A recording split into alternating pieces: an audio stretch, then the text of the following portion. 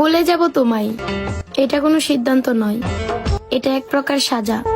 যেমন নিরপরাধ মানুষকে চাপ দিয়ে বলা হয় অপরাধ স্বীকার করা। বুকেতে হাত রেখে বলো অনেক ঠকাইছেন আপনি আমারে, রাখছি মনে সব। বিচার একদিন ঠিকই হবে, কারণ ন্যায় বিচারক আমার রব।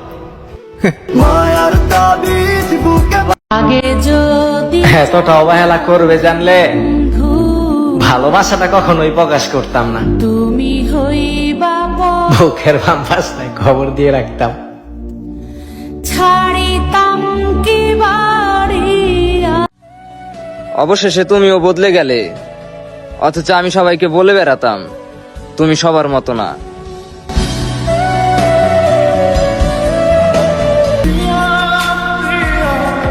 যার জন্য আজও আমার